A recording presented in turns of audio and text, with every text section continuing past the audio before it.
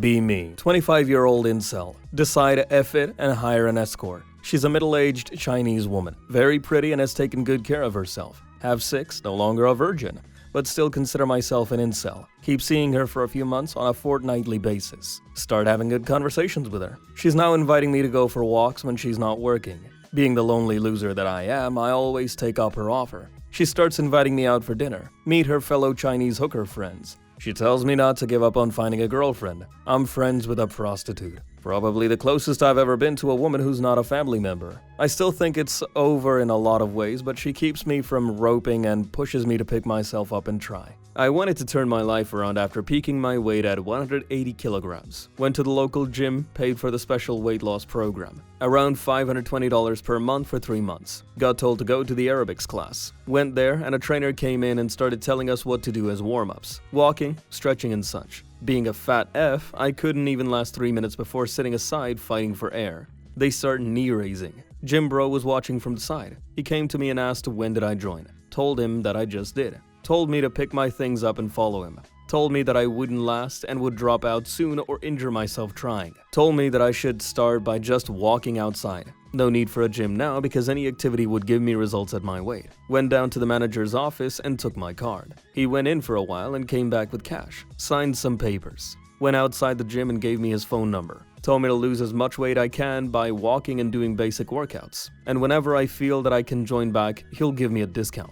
Deal. It was weird, but thanks to him I saved lots of money. Be me. Average 20-year-old dude. Living the dream. Have a cute girlfriend, let's call her Jess. Things are going great. We spend every weekend together. Suddenly my sister comes home from college. She's always been kinda weird, but whatever. One day she meets Jess while I'm at work. Tells me, oh yeah, we totally hit it off. Think nothing of it. Just sisterly bonding, right? Fast forward a week, notice Jess acting weird. She's texting a lot and seems distant. Ask her what's up. She brushes it off, says she's just busy. One day, come home early. Hear laughter coming from my sister's room. Walk in.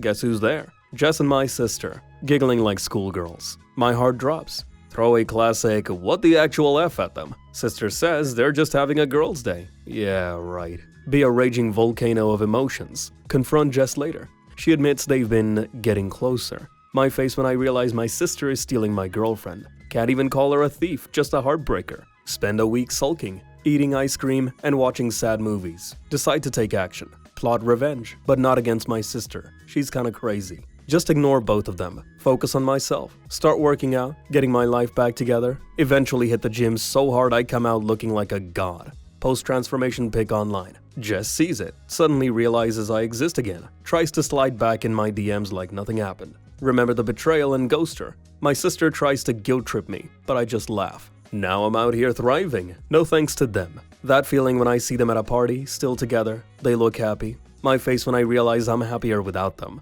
My face when I'm still the main character in my own story. Got my revenge by just living my best life. And they thought they could take me down. Be me. Coworker and his girlfriend share Spotify account. Girlfriend adds me as user. Girlfriend breaks up with coworker. Girlfriend kicks coworker off her Spotify but keeps me. Basically cucked my coworker. Later, virgins. My girlfriend got me a drink gator. Bring drink gator to the gym. Struggling to get my last rep in. See drink gator. Drink gator reminds me of girlfriend. Smile and complete last rep. Thanks, drink gator. Be me. Recently promoted to manager. Our team has worked hard the last 3 months, but we don't really get the appreciation we deserve. Last month we worked in total of 800 hours extra. That's amazing. Decide I shall give my coworker some much needed morale boost. I send a mail to my boss, how incredible our team has been. Mention a few names who worked extra hard. Send.exe. I head off to Walmart and buy some beers and snacks. Hand them out to my coworkers. Enjoy it, you guys deserve it. The next day all my coworkers get a personal email by my boss saying what a good job they have done. Everyone is happy and the work morale is all-time high. So little is needed to make people happy. This is the moment who drives me to become a good manager. Hope your boss treats you guys good. Be me. Anon with serious issues. Finally decide to go to see a psychiatrist. First appointment. Feeling nervous but hopeful. Sit down in the comfy chair. Psychiatrist is all like, so tell me about your feelings. Decide to unleash years of pent-up frustration. Instead of talking, I just start screaming. Like full-on banshee mode. Psychiatrist looks confused. Probably not in the job description. He tries to calm me down like, let's take a breath. But I just keep going, louder and louder. He starts scribbling notes like he's documenting an alien invasion. My face when I realize I'm just screaming my life problems and it makes sense. He tries to speak, but I just scream over him. This goes on for like 10 minutes. Finally finish and feel a strange sense of relief. Psychiatrist looks like he just survived a tornado. He's all calm now, offering coping strategies. That feeling when I just screamed my problems out instead of discussing them. Leave the session and realize it was actually therapeutic. Next appointment, he asks if I want to scream again. Hell yes, I do. Now I just bring him in every week to scream at him. Feels good, man.jpg. He calls it scream therapy. Now I'm the only patient who just yells for an hour. Be male to female. Get a boyfriend. Mental health vastly improves. Anxiety and agoraphobia mostly disappears. Why didn't you losers tell me it's that easy? Be me. Ugly. Cute girl winks at me. I wink back, but F it up. My face went. Be me. Get New York style pizza. Most greasy thing I've ever eaten. Eat it the next night too, cause leftovers. Day after that, scratch balls. Smell fingers. Smells like the pizza.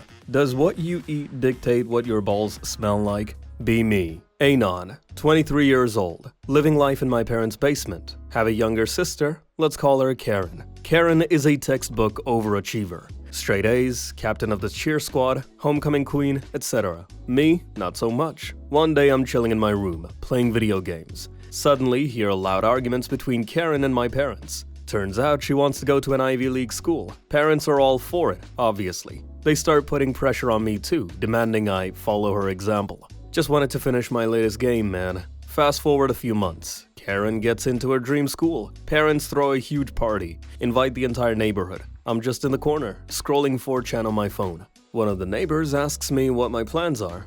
I don't know, maybe some community college? Remember the collective cringe of the neighborhood. Next day, Karen posts graduation photos online. Everyone comments on how proud they are of her. Me? I'm tagged in a pic with a caption, "My #1 fan, my bro." My face when I see 200 likes on her pic, but I can barely get 5 on mine.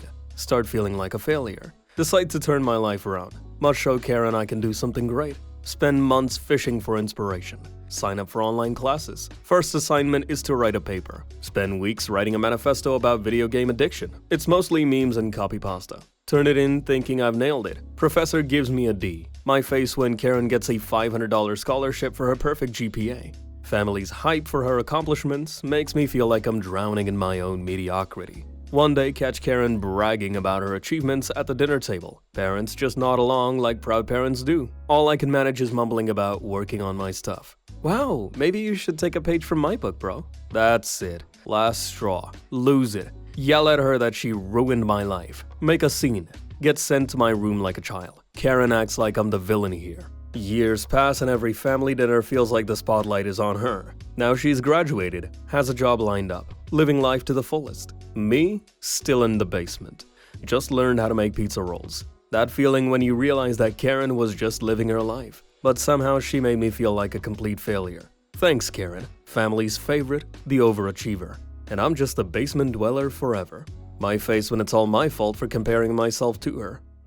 Be me, 5'4" average guy. Always thought I was doomed to short guy problems. Swipe right on a girl I matched with, 6'2". Thinking she's probably just gonna be one of those girls who's all legs and no personality. But we hit it off, end up texting for days. She's really cool, no diva vibes, actually funny. Decide to go on a date. She picks me up, and when she gets out of the car, I'm immediately regretting wearing shoes with no hiding crease. She's towering over me like I'm her little brother. Me. Hey. Her. You're so cute. It's like I'm the giant and you're the hobbit. We laugh about it, but I can already feel my ego shrinking. We go to a nice restaurant, and as we walk in, the hostess looks at me, then looks at her. We get seated at a table where the chair is practically at eye level with her stomach. She sits down and the table's way too low for me, so I have to awkwardly sit with my back completely straight just to make eye contact. You want me to get a booster seat or is this fine? Don't worry, I'll get you a high chair for dessert. She's like a foot taller than me, so naturally we get a lot of attention. The waiter can't even look at us in the eye. He hands me the menu like, "Sir, your order." Awkwardly order for both of us, then ask her if she wants anything extra. Her. I'll take a small salad and maybe some humility for my date over there. That feeling when realizing she's already roasting me. Go bowling after dinner. We're doing the whole competing but also trying not to make it too obvious thing. She's up first, rolls a strike, and then looks down at me like, "How's the weather down there?" Me, just fine as long as I don't trip over my shoelaces. That feeling when I literally have to stand on my tippy toes to look at her. She keeps calling me little human and insists on carrying my jacket for me because she doesn't want me to hurt my back carrying something that heavy. She holds the umbrella while we walk back to the car, making me look like I'm her personal assistant. That feeling when she looks like she could bench press me. On the way home, she drops me off at my place. She gives me a huge hug, and it feels like I'm being swallowed by a giant. Me, thanks for the date. I guess I'll see you around. I'll have to look up to see you next time. Her, don't worry, I'll always look down for you. Me, yeah, at least you're always gonna have a better view, huh? She laughs, and it's the kind of laugh that makes me feel like maybe being short isn't so bad after all. The next couple of weeks, we keep texting, and I keep feeling like she's really into me. She doesn't make me feel small in a bad way. It's more like she's protective, but still playful about it. She invites me over to watch a movie one night, and she picks me up again. Me, standing on my tiptoes as she opens the door. So, you're gonna carry me inside, or? Her, only if you promise not to complain about my height for the next 2 hours. We go in and sit on the couch, and of course, the only comfy spot for me is basically her lap. At first, it's awkward, but then she starts playing with my hair, and I'm just like, this is actually nice. We talk about everything, and she's super chill about everything. No superiority complex or anything. It's like she just likes me for me, and for once, I don't feel insecure about being short. Fast forward a month later, she takes me to a fair, and it's one of those places where you can win stuffed animals. We walk past the booths, and she points at a huge teddy bear. Her, I bet I can win that for you. You just wait there, little guy. Me, I'm not a little guy, you're just tall, okay? She wins the bear and hands it to me like it's no big deal. It's almost as big as me. Her, don't worry, I'll keep you both company tonight. We start laughing, but then I realize something. She really cares about me. A couple more dates pass, and things feel like they're going great. Then one evening, we're having dinner. She just straight up says it. You know, I think I might actually really like you. I've never felt like this before. That feeling when I didn't see it coming. But my heart's racing anyway. Me, trying not to sound like a total goof. Well, I think I might like you too. Yeah? Good. Because you're mine now. The night ends with us kissing in the park, her hand on the back of my neck like I'm her whole world. And even though she's taller, I feel like I'm finally standing tall. That feeling when we've been dating for a few months now. And honestly, being with her has been the best thing to ever happen to me. She's my giant, and I'm her little guy. And I wouldn't have it any other way. Be me, 11. 18-year-old sister, always been sort of a weirdo. Likes to hurt me and gets irritated with me easily. Remember mom and dad always yelling with her. One day, sis takes me to hang out with her boyfriend. Get to his place. It's this trashy place that's totally trashed. He's this skinny tweaker covered in tattoos. They take turns making fun of me. He pushes me into a closet. Hear them yelling at each other outside. Concerned.jpg. Force me to go on a drive with them. Bring me to a really shit neighborhood. Dragging me by the arm. Bring me into an alley. There's two big black dudes waiting there. One of them looks at me and just goes, "What the frick?" Sis and her BF start saying shit like, "Kids go for a lot, right? And come on, just a little bit?" The really buff guy blocks their path out. Other smaller guy starts asking if this is a frickin' joke. Sis tries to run and big dude headlocks her. Watch her struggle for a bit and just flop over. Boyfriend pulls a knife. Smaller guy grabs his arm and big dude starts punching the F out of him. He manages to run away with sis. They stumble back to the car and leave me there. Black dudes start asking me who I am, where they got me from. Quick rundown.exe. They look at each other real concerned. They ask me where my parents are. I don't frickin' know, I'm 11, and where am I? They bring me back to their place. They go inside a room for a second, come back out. We all get in car. They start saying how they're really sorry about what my sis did. Still don't understand. One tells me that she's a real bad person and not to listen to her anymore. Other one says that if he sees them again, I won't ever have to deal with her again. Bring me to the police. Cops ask me a bunch of questions. Black dudes look real nervous at the beginning and then talk with the cops and sorta chill. They eventually go into a room with another officer. Tell me to be safe and not to trust my sis. Mom and dad come later hugging me and crying. Be me. Have a fiance. Kinda hot, I guess. Whatever.jpg. Fiance starts bitching one day. "Hey non, I really want a burger." Ignore her because I have other things. Also gets mono. Next day, fiance, please get me a burger. Alright, let's do this. Frickia.jpg. Pulls into Whataburger. Texan Frickia.jpg. Walk into Whataburger. Orders the biggest frickin' burger they have. Expects fiance to get the same thing. Fiance goes, "I think I'm gonna get a salad." All my rage.png. My face went. Be me. Minor depression, major anxiety, major PTSD. Cutting grass at 9:30 at night because I kept putting it off all day. See a flash in the corner of my eye. Lightning bug? Lightning bug. Start having fond memories of catching and releasing lightning bugs with my late dad. Feels good, man. Suddenly start running around like an autistic child, catching lightning bugs. Most fun I've had in a while, .jpg. Remember having to call my dad over to reach the ones high up in the sky. My face when I can reach them now. Haven't felt depressed since. Thank you, lightning bugs. Be me. Roommate is a 7 out of 10 female type. She's clean, she's quiet, she's chill. She brought furniture. Find out we have the same taste in music. We start hanging out a bunch. Start smoking together. First girl I've been really close to in a while. First person I've been really close to in a while. Her lease is up. Tell her should renew. Tell her she's a good roommate. A bit embarrassing. Being vulnerable always is. But you gotta tell your friends they matter to you. I'm not gonna lie, Anon. I've gotta get out of here. Listening to the sounds of you touching yourself over the last few months has been traumatizing. Be me, 18, arm wrestling with little bro, 12. I'm nice so I let him win. The little shit gloats to everyone. My family gives me shit and makes fun of me for being weaker than a 12-year-old. Now I'm pissed, so I beat the shit out of my little bro to prove I'm stronger. Now my family is mad at me. Genuinely, what was I supposed to do in this scenario? If I pretend to be weak, I'm given shit for it. If I show my strength, I'm also given shit for it.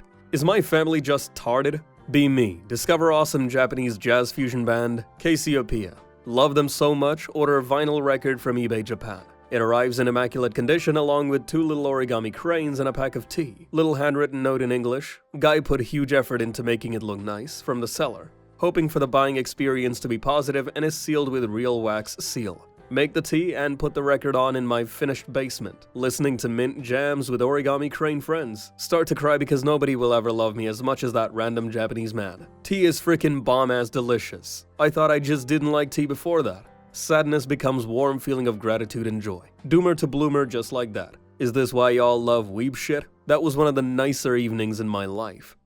Be me. 27. Now in a solid relationship, but can't stop thinking about the past. Flashback to when I was 24, dating Mark, my boyfriend of 2 years. Everything seemed perfect at the time, but I had this nagging feeling. Kept telling myself I deserved more excitement, something better than routine. One night after a stupid argument, I decided to end things. Mark, I think we need to break up. I don't feel the same anymore. He was shocked, but he didn't argue, just nodded quietly. Mark, if that's what you really want. That feeling when I felt relieved in the moment, like I was free. Thinking I'd find someone who'd sweep me off my feet. Weeks go by, I start doing whatever I want. Partying, meeting new people, but the excitement doesn't last. Instead, I start feeling this emptiness. That feeling when I realize that Mark was the one who always knew how to make me feel safe and cared for. Months pass, and I think about him constantly. Every time I hear a song we used to listen to, I feel this pang in my chest. Start stalking his social media, seeing how happy he looks without me. He's posting photos from his trips, hanging out with friends. That feeling when he's moving on while I'm stuck in regret.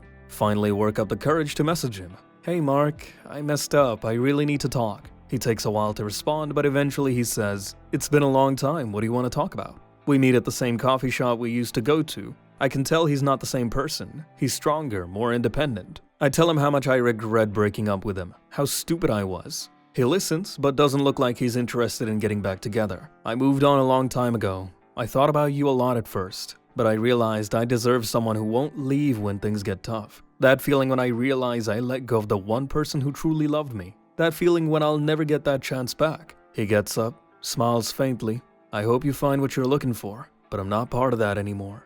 Watch him walk away, and I realize I lost him for good. I was so blind. I should have never let him go. Be me at 20 years old, 2008 to 2009-ish. Hanging out with first girlfriend in my car with the heater on because we live in Minnesota and it's cold. Clock strikes 11:11 and she says, 11:11, make a wish. She does this every day for months in a row, and I always wish for random shit that never comes true. We break up for unrelated reasons, mainly distance as college pulled me away. She gets diagnosed with frickin' cancer. I go and visit her. She's bald, but I tell her she's beautiful anyways. She's sick and sitting in bed. I'm hanging with her in her room, laughing, and we're listening to the band North Star, old album from Pick Related.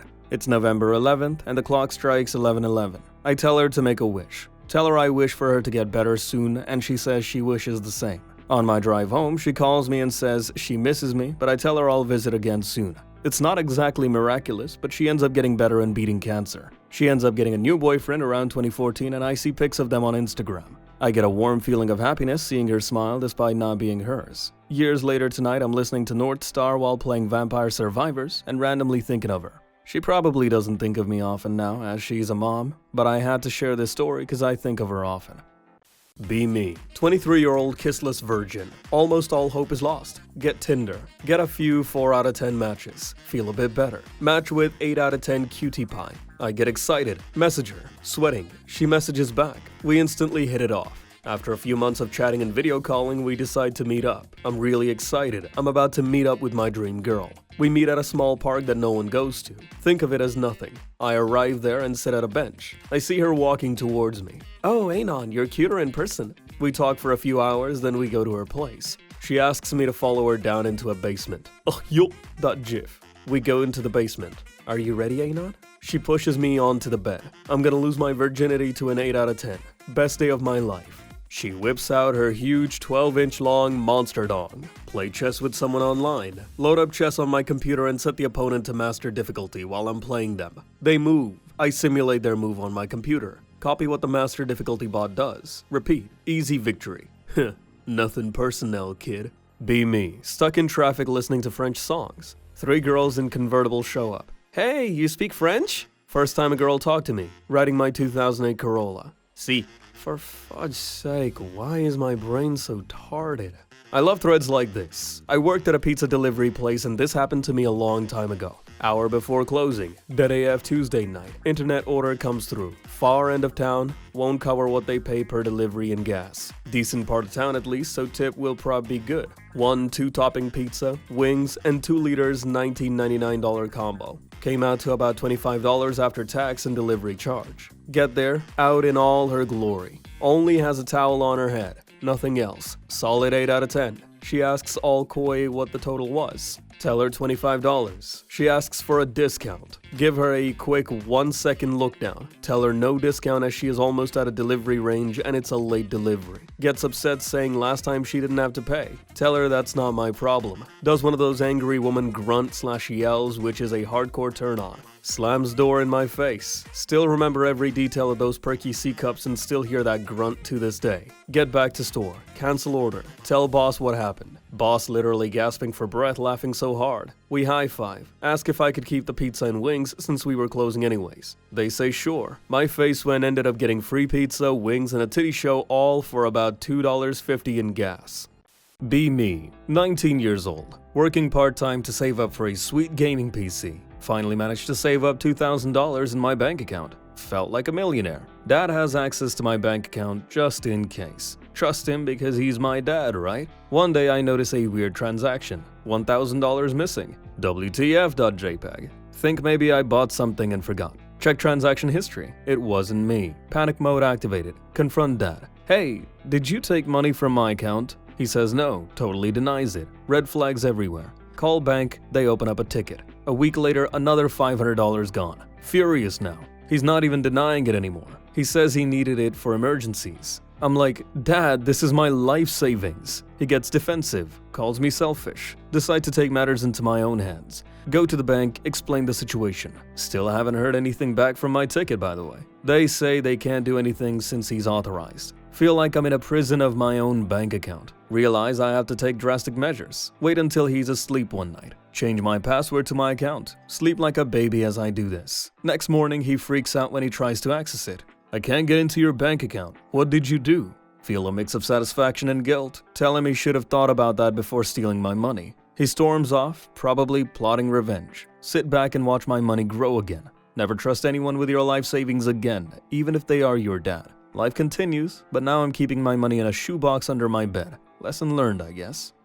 Be me. Meet 8.5 out of 10 cutie. Get really close, but now I'm in a foreign country, so FaceTime every day. She genuinely cares about me. One day, she gets everything off her chest, then bursts out crying. For some strange reason, I love to see her cry. Not even a sexual thing, just makes me feel good. Say I'm gonna end myself or overall bad shit just to see her cry. Right now, I'm ghosting her because I want to see her reaction. Am I a psycho? My girlfriend is so shy to hang out in public and has bad social skills. What should I do to make her feel confident? Don't bother. If you make her feel confident, she'll leave you for someone better. Wake up like 1.5 hours before my girlfriend every morning. I'm neat, she works from home. Put the water boiler on, sprinkle in some instant coffee. I can't cook for shit. I don't drink coffee.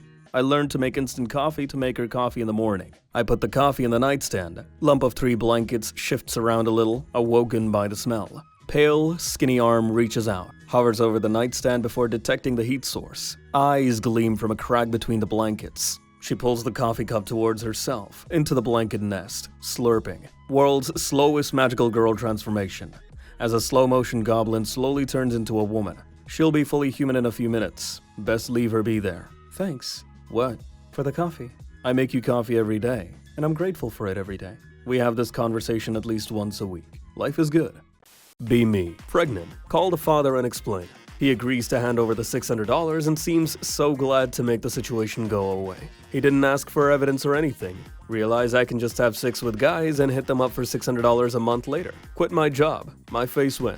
Go see some horror movie years ago with a friend at midnight. Theater is empty except some black woman up front. She starts yelling, "Nah, don't go in there. Why you do that?" I yell back, "Tell her. Yeah, see, this boy gets it. Yeah, I get it." Later, a person dies from being decapitated. The woman screams, "Ooh, damn!" I yell back, "Do you think she dead? How the frick you gonna live with no head? I don't know, maybe an ambulance will come. They in the frickin' woods." Be me. Have best friend of 6 years. Always doing stuff together. Been through thick and thin times. Comes to school one day on YouTube. Asks him what he's watching. Says anime. Frickin' shoot him. Another one down, boys. Work in food service. Chad walks in, on the phone. "Hi, what can I get for you?" Puts phone on speaker. Tell him what you want. Wife/girlfriend. "Did your phone die?" Looks at me in disbelief. Obviously not, otherwise he wouldn't be on speaker. Wife asks him to just read her text order. "If you don't say your order right now, you're not getting anything." Continues to bitch at him. Chad walks out. Boss comes in, tell him what happened. Chad comes back 10 minutes later. "I've decided to get 2 drinks. I'm going to drink both of them in front of her. Your name, please?" "Spartacus." I look at his card to verify. It's not, but I roll with it.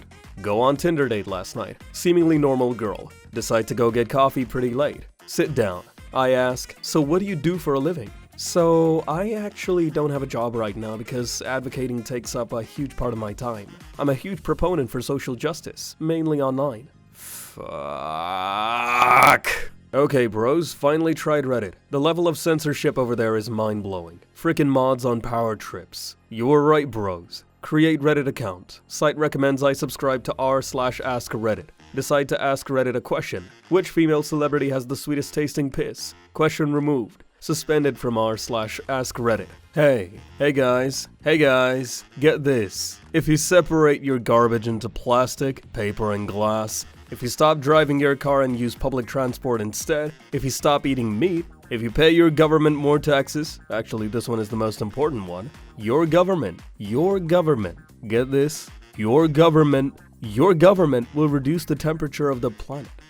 Be me. Got a pretty great girlfriend. Relationship is great for 7 years. Literally do everything with each other. Gonna propose in a few months maybe. One day out of the blue she tells me, "Anon, I don't love you anymore." Completely frickin' blindsided. The only way I would take you back now is from guilt. I haven't felt like I've loved you for a year. F it. Try to hang myself. Ex-girlfriend and family friends stop me mid-attempt due to finding note early. Hospitalized in psych ward for a week. Oh boy, antidepressants. Finally get out of the ward. Ex-girlfriend completely avoiding me. Still feel bad for her. Still love her. Still wanna die. Close friend talks to me and tries to encourage me. Helps a little. Friends help. Today I found out that the Friday after I got out from the ward, my ex and my close friend had decided to hook up. Frickin' 12 days after the breakup. I work with both of them. I have to see them every day. They're happy. I'm not. Fuck.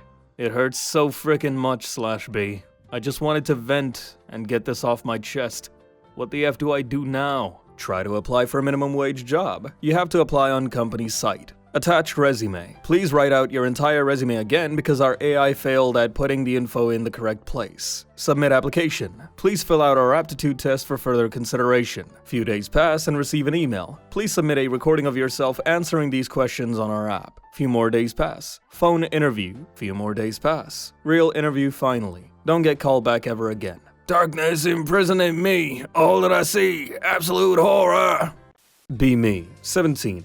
Senior year of high school. There's this girl, Sophie, who's constantly bullied. She's always the target for the popular kids. They make fun of her clothes, her glasses, everything. Me, what's their problem with her? She's just a bit shy. Who cares? Decide to stand up for her one day after seeing her get shoved onto a locker. Hey, leave her alone! Popular jocks look at me like I'm crazy, but I don't care. Take Sophie by the arm and lead her to the library, away from the chaos. She's surprised, says no one has ever defended her before. Spend the rest of the year helping her with homework, hanging out after school. We become close friends, talk about everything. Gradually, she starts to come out of her shell. By graduation, she's a completely different person. Her confidence skyrockets. She starts dressing the way she wants, not what the bullies say. Me and Sophie both go to different colleges, but we stay in touch. Over time, life gets busy and we drift apart. Texts become less frequent, calls stop happening. That feeling when I miss my old friend, but life moves on. Years later, I'm living in a new city, working my first job after college. One day, I'm at a coffee shop, sitting by the window. Look up and see a familiar face. It's Sophie, but she's different now. Her hair's longer, her style's way more polished, and she's glowing. She sees me, recognizes me, and walks over with a big smile. You! I can't believe it's been so long! We talk for hours, catching up on everything. She tells me she's been working as a fashion designer, living in the city for a few years now. We laugh about the past, and she thanks me for being there for her in high school. You helped me become who I am today, she says. We start seeing each other more often, hanging out like old times. Then one evening, as we're sitting together on a park bench, she turns to me, looking a little nervous. I have something I've been wanting to tell you, she says, eyes not meeting mine. I've always had feelings for you. Even back then, I think I've always been in love with you. That feeling when I freeze for a moment, trying to process what she's saying. Me, wait, what? She looks up at me and smiles softly. I was too scared to admit it back then, but now I know it's true. I love you. That feeling when my heart skips a beat. After a long pause, I smile back and say, I've always felt something for you too, Sophie. That's the moment everything changes. We kiss, and from then on, we start dating. Months go by and we talk about the future. One day, Sophie sits me down and says, I've always wondered what would have happened if we'd stayed in touch after high school. I'm glad we did. That feeling when it feels like everything's come full circle. This was 10 years ago. Now we're happily married and have 2 beautiful children. Get my weekly paycheck, $704. Look through my wallet, find about $350. Deposit all of it. PayPal my e-girl $500. Still enough in the bank for all of my bills. Can anyone stop me? Be me, be gay. Came out to parents about 4 years ago. Dad hasn't spoken to me since. Anyway, had New Year's party at my parents' house. Whole family is there and having fun. Feels good to be included, .wave. Everybody has been drinking, because New Year's. Anyway, the clock hits midnight. Whoa, New Year's! My dad walks up to me and says, well, it's 2019, Anon. I'm stunned. I think he's finally come to terms with me being gay. I say, sure is, Dad. Then he says, you're still a frickin' loser. Operating system, Windows 11. Phone, iPhone. Browser, Google Chrome plus ad blocker. Search engine, Google. Location on. Cookies all accepted. Send optional data to Microsoft. Yes.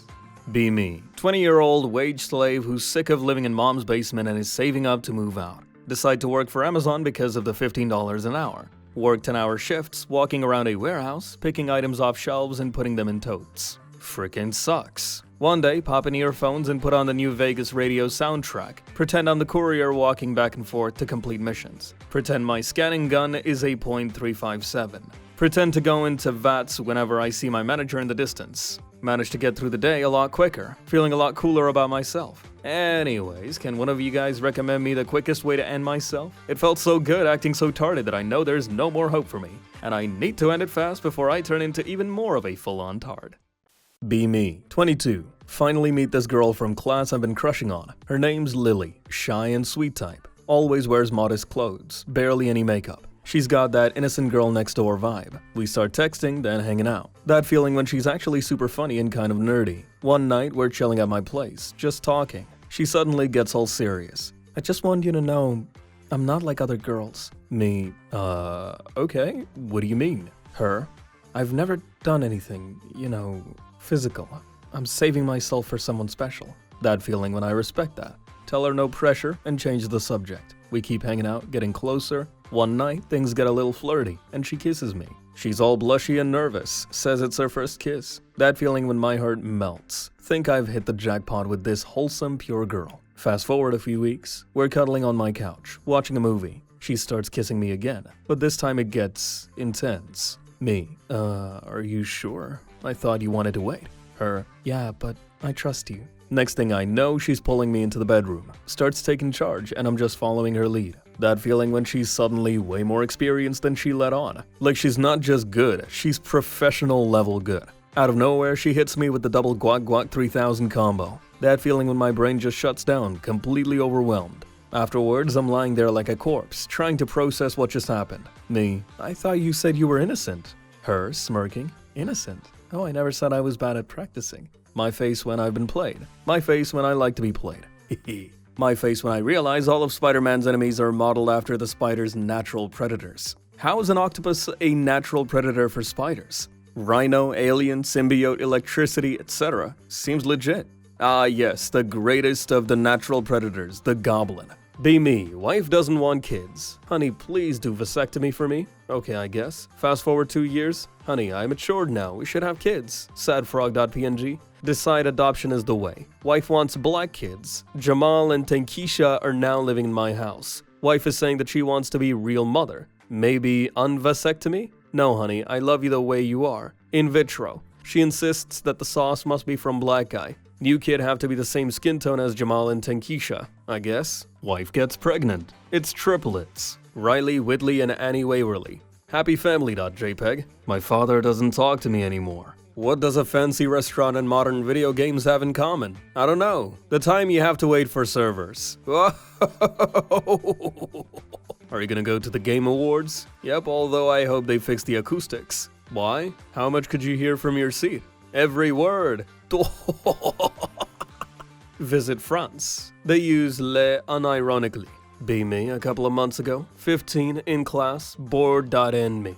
Suddenly hear a commotion in the hallway. People shouting, ew, gross. Don't think much of it. 5 minutes later, have to go to bathroom. Ask teacher. Says yes. Go to bathroom. Hallway smells like shit. Like really bad. Puke.jpg. Make it to bathroom. Smells even worse. Tard is in there. He's shitting on the floor in an open bathroom stall. Doesn't notice me. He starts pissing on his steaming pile of shit. My face when he slips on his piss. My face when he falls face first into shit. My face when he starts crying. Moral of the story? Tards are hilarious.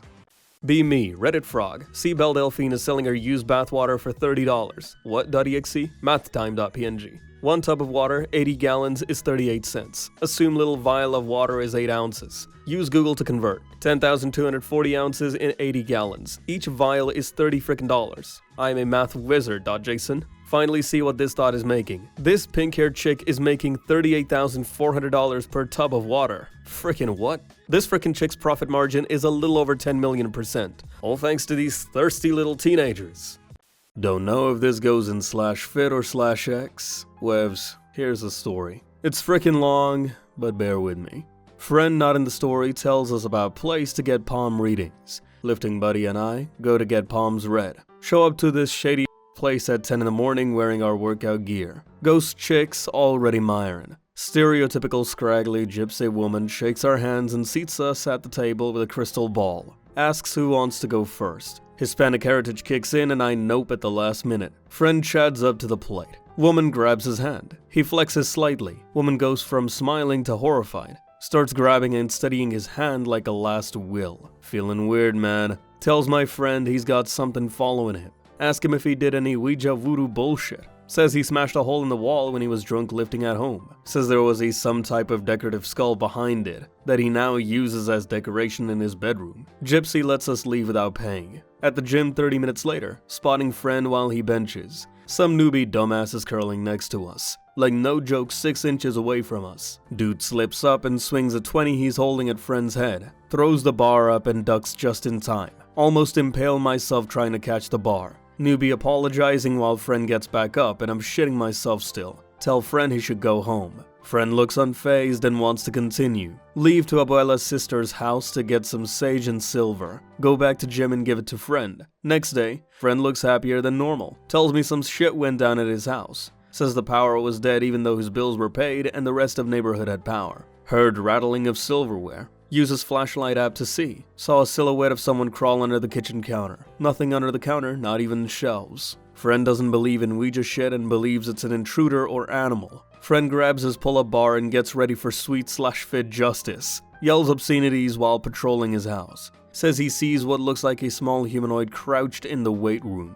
Gives 0 Fs and tosses the pull-up bar at the window. Shatters like lanklet kneecaps squatting. Thing nowhere in sight. Friend then starts to consider Ouija shit. Calls other friend for advice. Our lifting group has some odd characters. Johnny answers and tells him to burn the sage and carry the silver. Says he'll be by with some holy water. Drops it off. I'll call my grandmother tomorrow to help. She's one of the medium people. Friend sits down on his couch while the house smells like old. Watches American Dad. Looks at the sage, dried up and out. Goes to his pocket for the silver. Frickin' melted. Instead of warm, it was cold. Start to see something dart back and forth across the room. TV goes off and static comes on. Says high-pitched screaming fills the house. Friend gets mildly annoyed. Walks over to the weight room and smashes the skull against the wall in a fluid motion. Like imagine walking into a room, tipping over a vase, then going back to doing what you were doing. He did that except threw a skull against the wall. Says house shook, screaming got higher then stopped. Lights go off again. Hears numerous footsteps getting closer to him.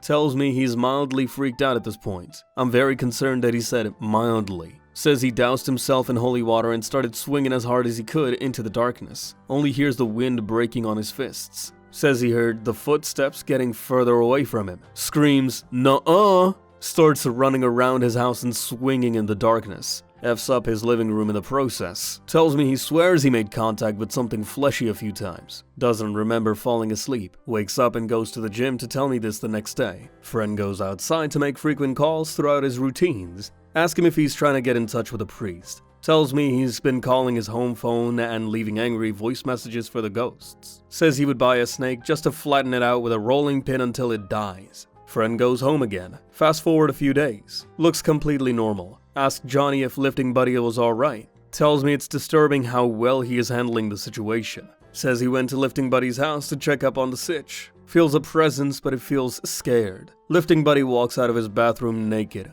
wiping his ass with a Ouija board towel. Throws it on the floor and kicks it into the living room. Pours more holy water on it, then takes it outside to burn it. Asks friend, is he hungry? Sure. Says he pulls out an opened Ouija board he bought at Spencer's and uses it as a frickin' cutting board. Says he repeatedly stabbed the cutting knife into the board when he was not using it. Breaks the board in half after he's done chopping up tomatoes and throws it in the trash. Washes his hands, then pisses in the trash can. Even I think this is disrespecting the spirits too much. They both eat grilled chicken salad, then Johnny leaves. Says on the way out, lifting buddy goes into the lifting room and puts another crucifix on the wall. I'm putting Jesus on this wall and I'll be back to frickin' touch myself on my bench press while thinking about Lucifer's cheap daughter. Punches a hole in the wall before leaving. Johnny calls his abuela that night. Abuela goes to lifting buddy's house with a priest the next day. Says her abuela and priest were also amazed and disturbed with how lifting buddy is fighting the situation. Priest actually cowered and mired lifting buddy pissing naked on the satanic Bible he bought at some shady bookstore. Tells priest he walks around naked a lot lately and talks shit about Satan. Priest leaves before cleansing. Abuela stays to do her medium thing. Tries to contact the spirits. Says it was a group of entities that were very pissed that their shrine was disturbed. Tells her that they have no power since lifting buddy isn't remotely scared of anything they've done. Lifting buddy walks back into weight room with a dead snake. Abuela says the entities scatter like roaches. Check out what I found on the street this morning.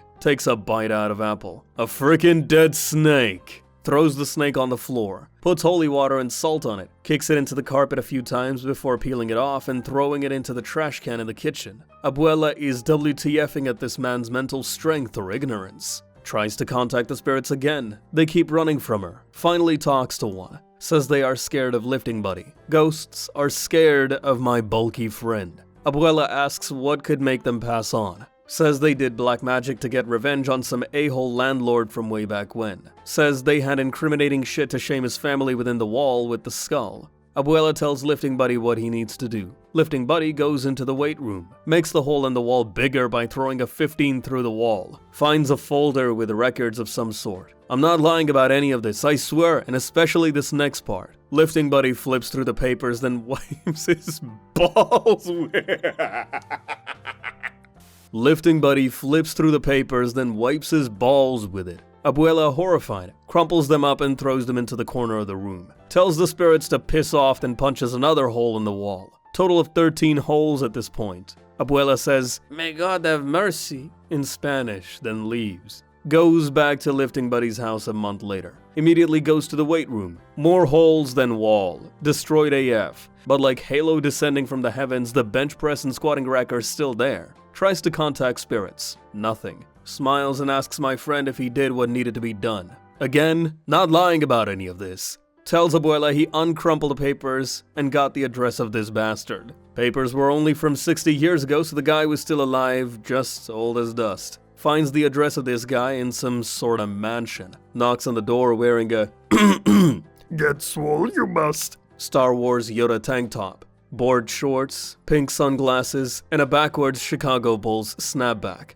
Johnny said Lifting Buddy went into a lot of detail about his wardrobe for this. Some scrawny white guy in his mid-30s opens the door. Lifting Buddy holds out the papers and asks for the person in the paper's name. "Hey, Dad, someone's here to see you. He has documents." Lifting Buddy lets himself in and finds the old man in his studies. "Who are you?" notices the papers.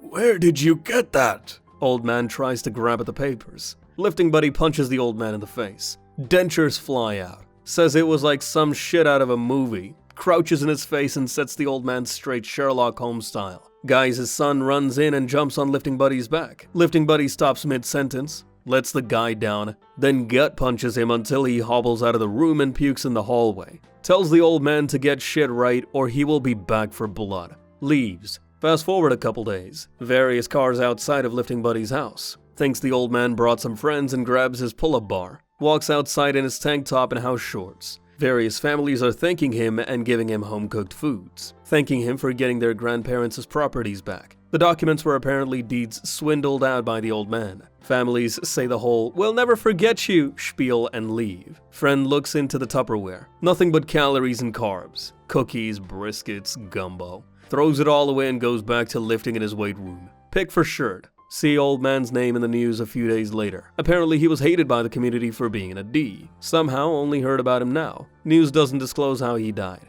Don't know if it was from Lifting Buddy doing more damage than he thought, the ghosts getting their revenge, or natural causes. Hasn't had any paranormal problems since then except for one. Says he went to the kitchen for a late night non-cheating snack and saw full body apparitions. They smiled at him. Says he grabbed an apple, head nodded while taking a bite, and walked away back to his bedroom. He stops halfway and turns around. "Holy frick, you guys were real?" Spirits fade while smiling. Lifting Buddy goes to sleep. Lifting Buddy still lifts, and does insane shit like he always does. No one F's with him since the ghost puncher incident. Abuela mires every time she's around him. And I think the priest told his priest buddies/church because everyone mires and cowers in grace twice as hard when they are around him. Again, none of this was made up. No walk the dinosaur tent shit. My friend legitimately beat up a bunch of ghosts. Be me, last semester at college, walking across campus, running late for class, rushing to get there on time. Massive football player almost runs me over with his car. He yells something, I yell back, feeling stupidly brave. Bad idea. Guy gets out of the car, looks like a literal tank, 325 pounds of muscle versus my 120-pound ass. He storms over, shoves me so hard I black out the second I hit the pavement. Wake up in my bed, everything feels normal but off. Go about my day, and life suddenly feels better than ever. Meet this amazing girl a few weeks later. She's everything, beautiful, funny, smart, kind, makes my heart skip every time she smiles. Spend months trying to win her over, dealing with her jerk boyfriends along the way. Eventually, she's mine. 2 years later we get married. Feels like the happiest day of my life. She has a daughter soon after. The cutest kid I've ever seen. Start working at a job I actually love, with great pay. Wife stays home with our daughter, and I feel like I've won at life. Every day is simple and perfect, like something out of a dream. Spend evenings watching our daughter play, laughing with my wife, just happy. One day I'm relaxing on the couch after work, glance at the lamp in the corner, square base, red with gold trim, white shade. It looks wrong. Like the angles don't add up. Like the perspective is inverted somehow. Try to ignore it, but I can't. Keep staring, feel like it's drawing me in. Stay up all night, transfixed by this stupid lamp. Next morning, tell my wife I'm not going to work. Something's not right. She's worried. Keeps asking me what's wrong, but I don't know how to explain it. Stop eating, stop drinking, barely move from the couch. Just sit there staring at the lamp, feeling like reality is unraveling. After 3 days, wife is scared out of her mind. She takes our daughter and goes to her mom's place. Sit alone in the house, staring at the lamp, feeling like I'm losing my mind. Suddenly it hits me. The lamp isn't real. None of this is real. The house, the furniture, my wife, my daughter, it's all fake. The realization is like a punch to the gut. Everything starts to distort. The lamp grows, filling my vision with this overwhelming red light. Hear voices, distorted screams, and then this intense, unbearable pain. Wake up on the sidewalk, totally disoriented. First thing I say is, "I'm missing teeth." Open my eyes, surrounded by strangers staring at me. People are freaking out. Hear someone yell, "He's alive!" Cop grabs me, drags me to his car. Doesn't even wait for an ambulance. Get taken to the hospital, where they run a bunch of tests. Turns out I've only been unconscious for a few minutes, but it felt like 10 years. Spent a decade living a life that was perfect, only to wake up and lose it all in an instant. Grieve for my wife and daughter, even though they never existed. Spent years in depression, crying myself to sleep, hoping to dream of them. Never see my wife again, but the memories still haunt me. Can't stop wondering if it was all just my brain, or if I really lived it somehow. Life feels empty now, like I'm stuck in the wrong world. Be me. Download The Sims. Decide to play around, marry my sister, and F her. Play The Sims. Mexican joins the server, turns on his mic. Hear his mother yelling, baby crying, vacuum cleaner, ring. Have one toilet. Sister is in there putting on makeup or something for what feels like hours. Have to take shit. At this point I'm crossing my legs in a double pretzel knot and flailing around. Can't hold it. Gonna shit the next time my colon pushes. Make a dash out the back door to the backyard. Take huge shit in the middle of the yard. Pull up pants and walk into kitchen to get napkins to wipe with. Fast forward to next day. Me and my dad go out in the backyard to do some yard work. Dad calls me over. What in God's name is your mother feeding the dogs? I don't know, Dad. Jesus Christ almighty, get your mother out here. Go inside and bring mother out. My mom looks at it. Good God. Sister comes out to see what's going on. Ew. My face when my entire family is crowded around my shed looking at it like it's a dinosaur egg. Dad looks at me. Son, go get the shovel and toss this over the fence. Yes, sir. Toss my shit over the fence. My parents start feeding our dogs half of what they regularly get. It's either that or I confess. I'm sorry, Jack and Carly. Looks like you're going on a diet and taking one for the team. Story time. Be me, 16 at the time, high school. Mates and I sneak away every lunch or free period and smoke weed. 420.jpg. Do this all year. Have tard kid in class, Doug. Don't know how, but Doug manages to follow us one lunch and watches us smoking weed. We see Doug. Didn't need him blabbing about it. We must befriend the tard. Call Doug over. Show him how to light up. Doug gets stoned. Doug loves it. Totally chill too. Tard is cool, keeping it secret. One day, Doug lights up with us. Wanna hear why I like smoking, Anon? I become a baked potato. Good on ya, Dougie. Frickin' champion. Be me. Sit in cafeteria by myself. Cute girl approaches my table. 8 out of 10 easily. She points at the chair in front of me, asks, "May I?" She is really shy about it. I smile at her. Sure, please do. She nods in thanks and takes the chair to sit with her girlfriends at the other table. How do I get over this breakup, robots? This is the farthest I have ever come. She was an angel. Happy New Year's Eve, Anon. So which lucky lady are you kissing at midnight? The barrel of my shotgun, probably. Be me. 100 years into the future. AI controls everything. Be insanely fat. Neighbors in the building call me the lift block because I max out the elevator's weight limit. Yearly pilgrimage to the megastore, the only place with wide enough aisles for my kingly thighs. Enter apartment sweating like an Olympian after winning gold. Roll into the kitchen and grab my holy grail, a family-sized pack of nuggies. Treasure.com. Try to microwave said nuggies. Heart pounding with anticipation. Cholesterol rising just from thinking about them.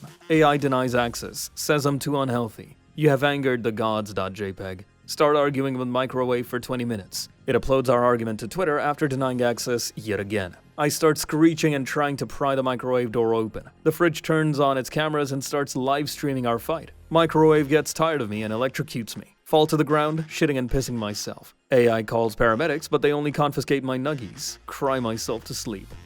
I'm a girl. Go to an all-girl Catholic school. Meet this nice girl. She tells me to go to the bathroom with her. Okay. My face when she's making out with me in the bathrooms. Wait, does this make me gay? I'm a girl. Be cat. Incel. The last time I got coochie is never. See a cute full white kitty. Dreams of spending my remaining 8 lives with her. Gather the courage to go and talk to her. Took too long. She giggling with a pit bull now. The streets have collapsed, I thought to myself. Notice it's not a pit bull, it's a cat suffering from myostatin-related muscle hypertrophy. Basically makes you jacked as shit. F my skinny jeans. Gather the courage to fight him from my queen. Shout at him, "Hey, you brute! Leave her alone, the lady doesn't want to talk." He arches back so far up he covers me in shadow. Arch my back 2 centimeters up. Okay, this is it, Cat Anon. You'll beat this brute and win the lady's heart. He super fast hit me on the head with his paw like 6 times. Feels like I lost 2 lives. The last thing I saw before fainting is him and her talking. Wake up and go to see the doctor. Cat Anon, you have 2 lives left. F my incel life never again. I'll do it tomorrow. I'll magically develop the discipline, commitment, drive, and goals that I've lacked for my entire life when I wake up tomorrow. Things will get better then. Be me, 21, broke college student working part-time at a bookstore. One evening, it's raining hard. The store is almost empty. Girl walks in, looks soaked to the bone. She's maybe 18 or 19, carrying nothing but a small backpack. Seems off, eyes darting around, shoulders hunched, like she's expecting someone to jump out at her. Ask if she needs help finding something. Just a place to sit, she says quietly. Point her to the little cafe area in the back. She orders a coffee, sits down, and just stares out the window. That feeling when I can't help but notice how exhausted and scared she looks. Store closes an hour later, but she's still sitting there. Me, hey, we're closing up soon. Do you have somewhere to go? She hesitates, then shakes her head. I don't know where to go, she mutters. Awkward silence. Finally, I offer to buy her some food from the 24/7 diner nearby. She tries to refuse, but her stomach growls, and I insist. As we sit and eat, she starts opening up bit by bit. Her name's Mia, and she's been on her own for a while. Doesn't go into much detail, but it's clear she's been through some serious trauma. She keeps looking over her shoulder, flinching at loud noises. That feeling when I feel terrible for her but don't want to push too hard. Offer to help her find a shelter or something, but she shakes her head again. I'll figure it out, she says, though it's obvious she has no plan. That feeling when I know I can't just let her wander off into the night. After some convincing, she agrees to crash at my tiny studio apartment for a night. She sleeps on the couch, wrapped in every blanket I own. Next morning, she's already up and cleaning the dishes from last night. Me, you didn't have to do that. Her, it's the least I can do. Thanks for not asking too many questions. Over the next few weeks, she keeps coming back to the bookstore. Sometimes just to sit and read. Sometimes to chat with me on my break. Little by little, she starts to smile more. Laugh even. She tells me she's applying for jobs and saving up for her own place. That feeling when I feel proud, like I actually helped someone for once. One day, she walks in and hands me a little note. It just says, "Thank you for saving me. I was in a really dark place." Your ex-girlfriend accuses you of breaking into her home, assaulting her, and carving an X in her neck. Police immediately arrest you and charge you with burglary and assault that can get you life in prison. Your parents get $150,000 in debt trying to hire a lawyer and post your bail. People are convinced you did it and you have no alibi to say otherwise. Your mom suddenly finds a selfie pic you sent her that was dated at the time of the assault. Turns out that pic clears you of all charges since it placed you away from the scene of the crime. Your ex-girlfriend gets off scot-free with no charges for lying while you had your life ruined. The NPC meme is literally a real thing. I can now tell if a person is an NPC by the way they act and the questions I ask them. Talking to friend. We are talking about sports, particularly football. The conversation leads into the ethics of football, where essentially celebrities smash their skulls into the turf for millions of dollars. I ask him, what do you think goes through the mind of a player who gets a concussion but has to get healed ASAP because it is the nature of their career? It is just mindlessly butting heads for a paycheck. I don't get it. I mean, a player has to realize that his entire career revolves around a constant loop of pain, right? Wait for like 10 seconds. I heard the Patriots are losing steam. You didn't answer my question, did I misspeak? Friends goes to get food. Comes back. Yeah, the Pats really don't have anyone anymore. This happened just yesterday. There really are people out there who can't think outside the box. What should I do, robots? Be me, calling Amazon customer support. This call may be listened to. Hang up because my privacy is important to me. Realize technically all calls are listened to and don't have full set of information. Call back. This call may be listened to and recorded for quality assurance. Hang up because my privacy is important to me. Biked by my childhood home today. Was sold 13 years ago to a Chinese investor couple. Turned into Airbnb. Old neighbor told me it's been abandoned for over a year. Whole property used to look beautiful. Parents took so much pride in our home. Now completely overrun and falling apart. Treated with such little care that even the back door was left unlocked. Said F it and go inside. It's all been completely destroyed. Water leaks in ceiling. Debris all over the floor, holes in every wall. All our old furniture is still there from the day we moved out. Our family dinner table. Dad's old workshop in the basement. My childhood bedroom. Thousands of memories everywhere I looked. Yet it was all so unrecognizable. Get lung infection. Doc gives me antibiotics for it. Says they may cause diarrhea. Says to take them with food. Okay, start taking pills. 3 days in, haven't shit since I started taking them. Wonder if the pills are actually making me constipated. Day 4, make breakfast. A couple breakfast sandwiches and a coffee. Eat and take my antibiotic. 10 minutes passes. Something doesn't feel right. Suddenly, my sphincter is now Vietnam 1972. I didn't ask for this. .jpg. Run to the shitter faster than Usain Bolt. Easily think I could have won a gold medal in the Olympics. The moment I sit my ass down, the floodgates open. I've become a human pressure washer. A constant stream of liquid shit launches from my a-hole in Mach speed. The plumbing is probably totally free of clogs now. The splashes coats my ass in shit water. The pressure is so great that it splashes outside of the bowl as well. My legs are covered in brown mist as a result. Legs are shaking uncontrollably, basically convulsing at this point. Smells like the bathroom is a month-old mass grave. It's enough to induce gag reflex. Puke but miss the toilet. Collapse on the floor. Feel like a Vietnam War veteran tortured by his flashbacks. Wasn't even in Nam. Sleep the rest of the day off. Next day, go to doctor to see about switching meds. Get examined again. I never even had a lung infection. Marriage in 1950. Get some milkshakes with the boys. See cute girl. Talk to her, maybe dance a bit. Get married a few weeks later. Have 5 kids. Get a job and buy a house after marriage. Never divorce. Marriage in 2024. Have a military-style workout routine, cold showers every day with intensive skincare, spend years trying to get a good job and studying how to make women happy before even starting to date. Go on dating app. If you're lucky, someone's going to choose you in the human meat market. Have to do all sorts of stupid stuff to get her dopamine-fried brain to not get bored or get the ick. Maybe she'll marry you after years of building Mohican relationship. Maybe get her to pump out 1 or 2 children from her wrinkly, egg-deprived womb, but probably not. She'll divorce you the second she feels like it. It's crazy how picky and indecisive people have become these days. Go to casino, lose $600. Go home, pirate enough video games to match the $600 value. Pretend I spent $600 on games and not the casino. You guys just don't get it. Boomers shat their pants when they saw this. It must be hard to wrap your head around progress being made since your whole generation has known nothing but stagnation.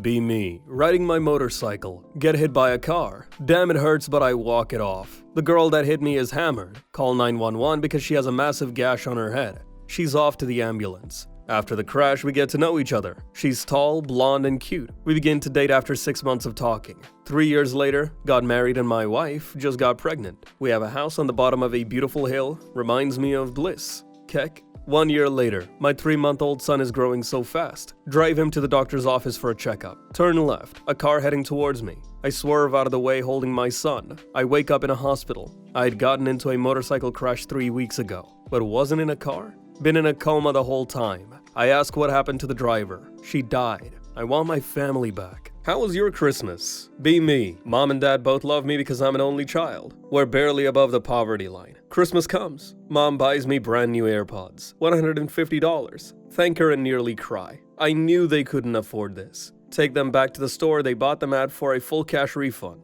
Take the cash and sneak into my parents' room. Grab my dad's wallet with the cash in hand. Mom walks in. She sees. Starts yelling at me. I begin to cry. Tell her it's the money from the AirPods. Tell her that I felt guilty knowing that these cost so much. Tell her I was putting the money into the wallet. We both cry for about an hour. /B, I have a story. It appears a stupid prank amongst coworkers gradually grew until my dumb idea for a joke caused a person to go insane, an ending it attempt, and nearly ended a completely innocent, oblivious pregnant woman. I'm going to tell this story, and for those of you interested, put on your reading glasses. It's a doozy. Work at a Menards. Be a stalker. My time slot has a group of 7 stalkers. One of those stalkers is named Ken. Ken is sort of a cunt. Really isolated, snarky, plays by the rules, and rats out people to the managers even though the managers don't give a shit about anything. Another one of these stalkers is named Deb. Deb is engaged because she got knocked up. I'm friends with 3 of the stalkers. We hang out after work, get high together, get into all sorts of hijinks. One night we get super high and watch The Adjustment Bureau, discussing conspiracy theories after the movie for hours. I come up with a fun idea. What if we just, kept sneaking some message to some random person until they went nuts? We discussed it for hours, coming up with dumb shit and giggling like tards. Next day we're driving to work. One of my friends comes up with the idea. Hey guys, we should really do that subliminal messaging shit to Ken. We all agree. But what message? I come up with the message. We should just keep sneaking in, ending Deb into conversations. Like if we're talking to each other around him, somebody just mention it, and if he notices, pretend like it's nothing. We begin that day. Every time we're by him and talking, somebody sneaks in some quick blurt of, "So when are they ending Deb?" or something stupid. At first we keep snickering when we do it and Ken doesn't catch on, but after a few days it's already just a part of work. We instinctively sneak it into as many things as possible. 2 weeks into this process we sneak one in as Ken walks by, but another coworker was stalking right by us. As soon as we sneak in the "So when's Deb getting murdered?" our coworker laughs and asks what the frick we said. Let them in on the joke. That coworker tells other coworkers. Eventually, everybody in our department is in on the joke except for Ken and Deb. Even the frickin' managers sneak it in when talking to us. This goes on like clockwork for a month. Ken starts getting weirded out, notices when it comes up, but says nothing. One day I walk to go use the bathroom. I'm in another department, other side of the store. Ken is nowhere in sight. Hear somebody say, "Yeah, and then after you empty this pallet, we've got to work on the Deb ending." What.jpg? The whole frickin' store is on this. There are hundreds of workers in this store. People just casually sneak in the Deb murder lines everywhere throughout the store. Even on days Ken isn't working. What the frick have I done? The joke starts to grow beyond my control. I hear casual references to Deb's baby being the spawn of the devil. We need to end Deb before the portal to hell is completed. This goes on for another month. Deb's pregnancy is starting to show. One day, I get a phone call at midnight. Don't recognize the phone number. Who is this? It's Deb from Menards. Are you friends with Ken? Not really. Why? Ken called her, freaking out about her baby. Ken doesn't come to work for a week. Walk into Menards one day. There's a bulletin board in the conference room. Somebody has put up a chicken scratch note saying, "Baby devil, end it." The frick is going on? When Ken comes back, he's noticeably psychotic. He lost tons of weight, stutters, darts his eyes everywhere, and keeps writing in a little notebook he keeps with him. Keep seeing him staring at Deb. Deb avoids him like the plague. One day I find his notebook left at our computer desk. Look around to make sure he's not anywhere to be seen. Open it. He's been writing down names of people, sentences about Deb, trying to put together the story about the baby. Oh shit.gif. It gets worse. One day at work, I'm talking with my coworkers and Ken comes up to me. Coworker tries to slip in a Deb line. Stop him. "What's up, Ken?" "I need to talk to you. It's important." He makes me go all the way to our conference room on the other side of the building. Asks me how well I know Deb. Not very well. "I think something's going on. Either she's in grave danger or she's very dangerous." I'm not even laughing. I'm legitimately frightened. "Last Tuesday at 8:47, you said the baby's gonna be the key to the portal. Did you not?" I remember the exact date and time because of what happens next. I don't think I did, Ken." "Here." He handed me a sheet from his notebook. He wrote down every date and time he heard me say anything about Deb or babies. And some of them almost definitely did not happen. One said December 12th, 9:16. "We have to empty its blood or it will bring the end of days." I did not work that day and definitely never said anything like that. What the frick is happening? I tell Ken he should get some help. He refuses and tells me I can't tell anyone. I tell my coworkers and they think it's hilarious. I'm seriously horrified about this. Debate whether or not I should tell Deb. Decide against it. Try to stop as many people from continuing the whole joke. It's unstoppable. I have no control anymore. The joke has grown into a whole conspiracy. One day, Ken is running around looking for his notebook. He cannot find it anywhere. That night I find out somebody from electrical stole it and sent an email with some of the important information Ken wrote down. People began to plan so that Ken's prophecies would come true. Eventually, somebody came to work in a black shroud and kept walking around aisles near Ken. Ken kept seeing him in his periphery. Apparently, Ken wrote about a black shrouded figure destroying the baby. Ken goes home sick. Shit's about to get real. Be this week. Ken has December 31st through January 2nd off. He comes in the 2nd, buys a few things, hangs around our desk and just acts creepy. Ask him if he's okay. Says, I've been better. And won't say anything else after that. Leaves 10 minutes to close. Today, neither Deb nor Ken came to work. They were both supposed to. A worker from Millwork runs over to me. Dude, Ken frickin' went crazy. Well, yeah, he had been crazy since this thing started. What happened? He tried to end Deb. He broke into her house with a hunting knife and tried to stab her stomach, but her fiancé beat his ass. He slit his wrists on their lawn. He's in the hospital. Oh, fuck me. Deb quit and is pressing charges and filing for a restraining order. She and her fiancé are moving. Ken is no longer working at Menards and is facing serious felony charges. Apparently, he didn't cut his wrists too deep and is making a full recovery, physically. I feel badly. I wish I could confess and take some blame for this. But how? What the frick would I even say? My school had that kid. Autistic? Had an obsession with traffic cones for some reason. He happened to live a couple of houses away from mine. Every day, me and my friends would walk to school. That kid would always follow us. Not with us in the group and talking, but would stray behind us on his bicycle. Would always try to butt into the conversations, and we just ignored him. Generally, whatever he had to say was autistic AF or just plain bullshit. Have to cross railroad tracks to get to school. One day, train is stalled on the tracks. Path to school is blocked. It's starting to rain. That kid has a brilliant idea. He gets off his bike and wheels it up to the train. Climbs up onto the hitch of the train. Lifts his bike up so he can get it over the train. Bike gets stuck on some part of the train. All of a sudden, train brakes release. He struggles as hard as he can to rescue his bike. Train starts moving. It's too late now. It's too late to save his bike, but the train is going too fast for him to jump off. Hear a long slowly fade away as the train takes off with him on it. He didn't show up to school until 2 days later. My face went. I've heard that they found him in Louisiana, which is pretty far away considering this was in Missouri. I'm gonna dump one of my stories for y'all. I'll leave it up to you to believe it or not, after your own mind, but for me, this was the biggest nope moment I've had. Some background first. This happened in Boden, Sweden, a couple of years back. Boden is known for one thing, and one thing only: military forts. It was long thought of as the key to northern Sweden.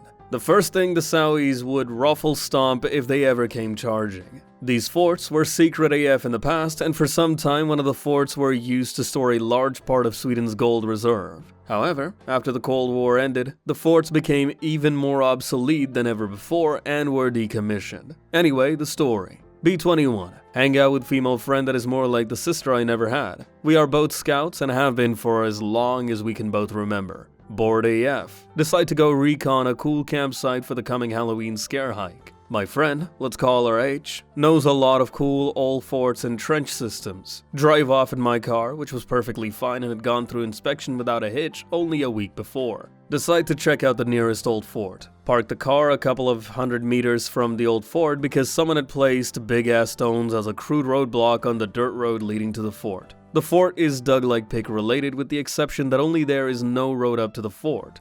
Pick is another fort near Boden. Walk, climb to the fort from the right slope that's somewhat accessible. Any thoughts of recon for a campsite have soon been replaced by thoughts of exploration. It's about midday but the daylight is waning fast due to northern Sweden. Luckily, we brought flashlights.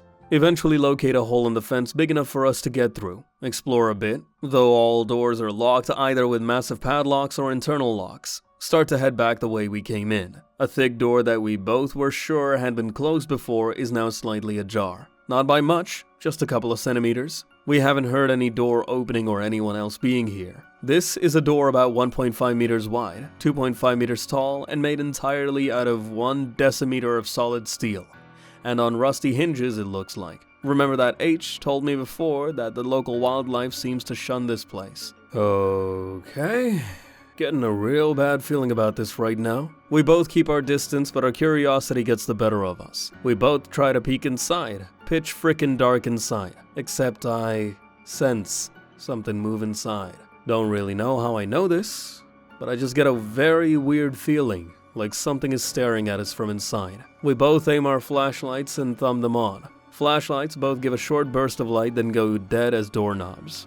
And we put in new batteries before we went out. In the short picosecond we have light, I managed to get a glimpse of something. A gray, blackish humanoid shade that looks more like a beast than a man. At the same time, something in my mind pushes the primal predator panic button. Nope. I'm not sure what H saw, but she is white as a frickin' sheet and as damn near panic as I have ever seen her. We both scramble out without saying a word to each other. We both must have broken the record on 200-meter panicked sprint. Don't know about H, but I felt something. I can't describe it more than a terrible sense of hate following us. Get in the car. I turn the key. Nothing. Try to turn it again. The car won't start. The headlight won't even turn on. Eventually, after turning the key frantically again and again for the longest 2 minutes in my life, the car starts. We get the hell out of Dodge with gravel flying everywhere as I floor it until we get back on the main road. Later, I learned through other friends that there has been other similar occurrences there. Some hearing a faint but very much mocking laughter coming from beyond that door, and others feeling watched when they are near the fort. The door have never been ajar before or after though, and it has always been locked when anyone has tried to open it. Damn, I still get the shivers just by thinking of it, and it has been 5 years since that happened. I can add that neither H nor I have been back inside the fence of that place.